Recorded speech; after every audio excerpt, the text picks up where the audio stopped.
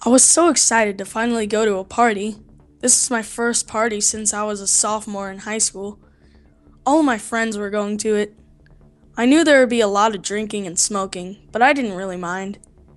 I never done anything like that, but it doesn't matter because when people do it around me, I don't care. When I arrived at the house, the neighborhood seemed a little unnerving. There were no street lamps or any lights at all, except for the glow of the house before me. Reluctantly, I headed for the front door. I didn't knock or anything, and the door just opened.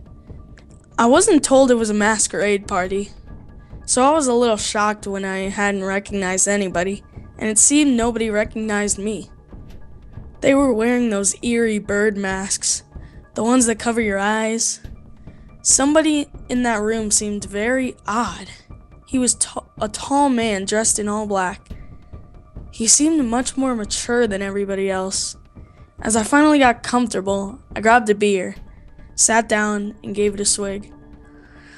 I set it down and started a conversation with the group next to me, and before long, I noticed I had already chugged all of my beer down. The aftertaste was peculiar, nothing like any beer I've ever had. I must have been drunk, but only after one beer that seemed a little odd. Everybody started looking at me, but with those masks on, I couldn't tell their expressions. I had decided it was time to go. Nothing seemed to add up. I was the odd man out anyways. As I walked out, it seemed that the other people had created a pathway to the door, almost like they knew I was leaving. When I got into my car, I drove away, and I started to feel very odd. I was fading in and out of consciousness, but I was eager to get home, so I kept driving. I had noticed there were two bright lights following me. I thought that was odd, considering I was on a country road at 1 o'clock. I shrugged it off and continued driving. I kept looking in the rearview window, noticing they were following me. I had also noticed two men rise up from the back seats. I quickly turned around only to see a fist coming at my face. Next thing I knew, I woke up, and it seemed like something straight out of a Saw movie. My hands and feet were bounded to a chair with rope. I tried tugging at my hands and feet, but the rope wouldn't budge. There was no escaping.